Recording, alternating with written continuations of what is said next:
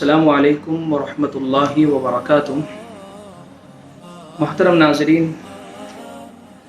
اللہ کا فضل ہے کہ اللہ تبارک و تعالیٰ نے رمضان کا بابرکت مہینہ ہمیں عطا کیا تھا، اب وہ ہم سے رخصت ہونے والا ہے۔ اور عجیب بات یہ ہے، پیارے آقا صلی اللہ علیہ وسلم نے حدیث میں فرمایا للصائم فرحتان، فرحۃ عند فطرہ وفرحۃ عند لقاء ربہ، کہ روزے دار کے لیے دو خوشیاں اللہ نے دی ہیں۔ ایک تو جب وہ اپنے رب سے ملے گا اس دن ایک الگ ہی اس کو خوشی ہوگی، اور دوسری خوشی جو ہے وہ افطار کے وقت۔ علماء نے لکھا ہے کہ افطار کے وقت یعنی روزانہ جو روزہ کھولتا ہے، ایک تو اس وقت کی خوشی ہوتی ہے، اور دوسری جو خوشی ہوتی ہے، حقیقی خوشی جو ہوتی ہے، جو چھوٹے بچوں سے لے کر بڑوں تک میں جو خوشی ہوتی ہے، وہ ہوتی ہے عید کی خوشی۔ اللہ تبارک و تعالیٰ نے ایک ایسا خوشی کا موقع، ایک ایسا تہوار ہمیں عطا فرمایا ہے کہ جس کا کوئی بدل نہیں، باقاعدہ اللہ نے دیا۔ پیارے آقا صلی اللہ علیہ وسلم نے مدینہ میں آنے کے بعد فرمایا کہ اللہ نے تمہارے لیے سال کے اندر 2 دن خوشی کے مقرر کیے ہیں، اور واقعی عید ایک ایسا دن ہے خوشی کا جس میں آپ دیکھیں کہ ہر انسان، ہر بندے، ہر مسلمان کے اندر، چاہے وہ بڑا ہے، چھوٹا ہے، بچہ ہے، بوڑھا ہے، ہر ایک کے اندر ایک الگ ہی جذبہ، ایک فطری، ایک نیچرل اندر کی خوشی ایسی ہوتی ہے جس کو الفاظ میں بیان نہیں کیا جا سکتا۔ اس لیے اللہ نے یہ جو دن خوشی کا دن دیا ہے، اس کو خوشی کے ساتھ ہمیں منانا چاہیے۔ خوشی کا مطلب ہرگز یہ نہیں ہے کہ ہم اللہ کی نافرمانی کریں، ہم وہ تمام کام کرنے والے بنے جس سے ہمارا اللہ ناراض ہوتا ہے۔ خوشی کا مطلب یہ ہے کہ دوسرے لوگوں کو، غریبوں کو، محتاجوں کو، تمام لوگوں کو اس خوشی کے اندر شریک کرنا۔ لیکن میں بڑے ہی دکھ کے ساتھ ایک بات ذکر کروں گا کہ آج کل لوگوں کے اندر کافی یہ بات سننے میں آ رہی ہے کہ اس سال عید کی کیا خوشی، اس سال ہم عید کی خوشی کیوں مناوے، اس لیے کہ بازار میں کپڑے سے زیادہ کفن بک چکا ہے۔ اور اس پر بعضوں نے یہ شعر بھی کہا، اب کہ عید کی کیا خوشی رہ گئی روزداروں میں، اب کہ عید کی کیا خوشی رہ گئی روزداروں میں، نئے کپڑوں سے زیادہ کفن بکا ہے بازاروں میں۔ میں ایک بات یہاں پر کہوں گا کہ دیکھیے، اللہ نے جو دین ہمیں دیا ہے وہ دین بالکل فطری دین ہے۔ جو مذہب اللہ نے ہمیں دیا ہے وہ بالکل فطری مذہب ہے۔ اس مذہب نے انسان کی ہر خوشی کو بھی بتلایا ہے، اور غم، تکلیف، پریشانی جب ہو تو اس موقع پر بھی اس دین نے ہماری رہنمائی کی، ہمیں راستہ بتایا ہے۔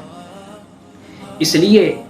وہ لوگ جن کے مرحومین، جن کے عزیز قریب رشتہ دار رمضان میں یا اسی رمضان سے پہلے دنیا سے رخصت ہو گئے ہیں، میں ان کی خدمت میں یہ بات ضرور ذکر کروں گا کہ واقعی ان کے ساتھ جو رخصت ہو گئے، ہمارا غم، دلی تکلیف واقعی وابستہ ہے۔ لیکن اللہ نے یہ جو خوشی کا دن دیا ہے، اس خوشی کے دن میں ہمیں خوش ہونا چاہیے۔ اور ایک بات میں ذکر کروں، حدیث پاک میں پیارے آقا صلی اللہ علیہ وسلم نے ارشاد فرمایا کہ 3 دن سے زیادہ غم منایا جس نے، یعنی اگر کسی کے رشتہ دار کا انتقال ہو گیا اور اس نے 3 دن سے زیادہ غم منایا، تو حدیث میں ہے کہ اس نے اللہ اور اللہ کے رسول صلی اللہ علیہ وسلم کی نافرمانی کی۔ یعنی 3 دن کے بعد بھی وہ صدمے میں رہ رہا ہے، 3 دن کے بعد بھی وہ تمام خوشیوں کو یوں سمجھ رہا ہے کہ میں اسے نہ مناؤں، تو اللہ کے نبی صلی اللہ علیہ وسلم نے فرمایا کہ یہ صحیح دین نہیں ہے۔ اس لیے ایک واقعہ لکھا ہے کتابوں کے اندر، بخاری شریف کی روایت ہے، حضرت زینب بنت ابی سلمہ رضی اللہ عنہا یہ فرماتی ہے کہ حضرت ام حبیبہ پیارے آقا صلی اللہ علیہ وسلم کی زوجہ ہے، ان کے والد جب حضرت ابو سفیان کی وفات کی خبر ان کو ملی، شام میں انتقال ہو گیا تھا، تو ان کے ابا کا انتقال ہو گیا اور ان کو خبر ملی وفات کو۔ جب 3 دن گزر گئے تو انہوں نے اپنی سہیلیوں سے یا کسی رشتہ داروں سے کہا کہ بھئی زرد رنگ کی جو خوشبو ہے عرب میں استعمال کی جاتی تھی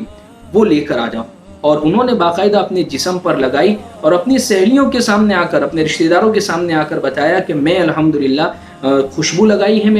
میں تیار ہوئی ہوں، یعنی جس کو ہم اپنے لفظ میں یہ کہہ سکتے ہیں کہ ایک عورت میک اپ کر کے اپنے رشتہ داروں کے سامنے آئی، اور حضرت ام حبیبہ نے یہ فرمایا کہ یہ اس چیز کے کرنے کی مجھے کوئی ضرورت نہیں تھی،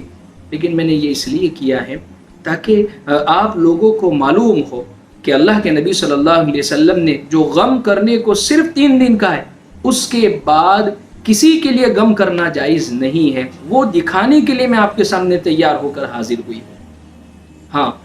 وہ عورت جس کے شوہر کا انتقال ہو جاوے، اس کے لیے تو 4 مہینے 10 دن تک سوگ ہے، غم ہے، وہ عدت میں رہے گی، باقی اس کے علاوہ کسی اور کے لیے غم منانا یا اسی طریقے سے خوشی میں شریک نہ ہونا، اس کی اجازت نہیں ہے۔ تو الغرض ہاں، بعض لوگ ایسے موقع پر یہ بھی کہتے ہیں، جیسے کسی کے یہاں پر انتقال ہوا اور پہلی عید آئی تو وہ کہتے ہیں کہ ہم تو تہوار نہیں منائیں گے، تو ان کے کچھ رشتہ دار پہنچتے ہیں ان کو تہوار منانے کے لیے، وہ ان کے یہاں پر کھانا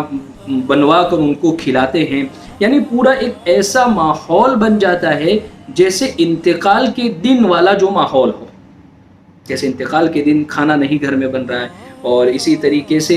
غم میں سارے بیٹھے ہوئے، تو باقاعدہ پہلی عید انتقال کے بعد آتی ہیں تو وہیں یہ ساری چیز ہوتی ہے۔ تو یاد رکھیں، اس چیز کو شریعت نے منع کیا ہے، باقاعدہ وہ غم اور باقاعدہ وہ چیز جو رخصت ہو چکی ہے اب اس کو تازہ کرنا۔ اچھا، اس میں بعض رشتہ دار تو کیا کرتے ہیں کہ آ کر وہ غم جو ہلکا ہو چکا ہے اب وہ یاد دلا کر اس کو تازہ کرتے ہیں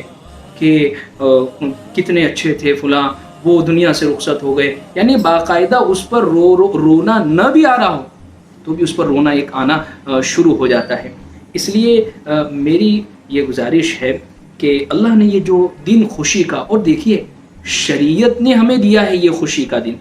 ہم اپنے طور پر نہیں منا رہے، اس لیے آپ دیکھیں عید کے دن روزہ اگر کسی نے رکھا، کتنی بڑی عبادت ہے روزہ، لیکن عید کے دن اگر کوئی رکھتا ہے،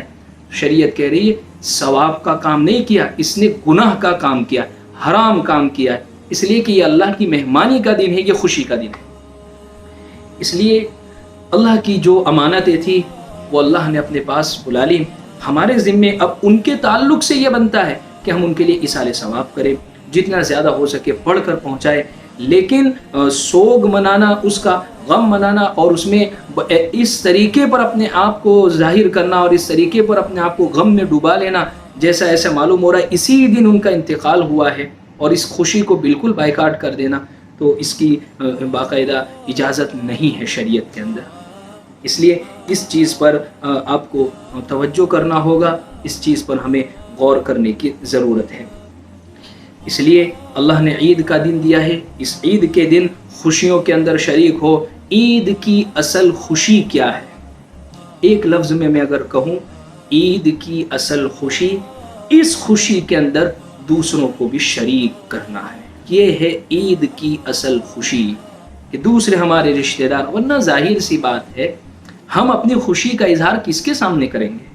رشتہ داروں کے سامنے، دوستوں کے سامنے۔ تو عید کی اصل خوشی کا نام یہی ہے کہ ہم اس خوشی کو دوسروں کے ساتھ منانے والے بنے، دوسروں کے ساتھ اگر کوئی رشتہ دار ناراض ہے ان کو منائیں، محبتیں ان میں تقسیم کریں، اور اگر کوئی پڑوسی بھوکا ہے اور اگر وہ ضرورت مند ہے تو اس تک پہنچائے۔ اس لیے صدقۃ الفطر کو جو عید سے پہلے رکھا گیا ہے، اس میں ایک حکمت یہی ہے کہ غریب رشتہ دار بھی عید کی خوشی کے اندر شریک ہو جائے۔ اللہ سے دعا ہے اللہ ہمیں ان باتوں پر صحیح معنی میں عمل کی توفیق عطا فرمائے۔ السلام علیکم ورحمۃ اللہ وبرکاتہ۔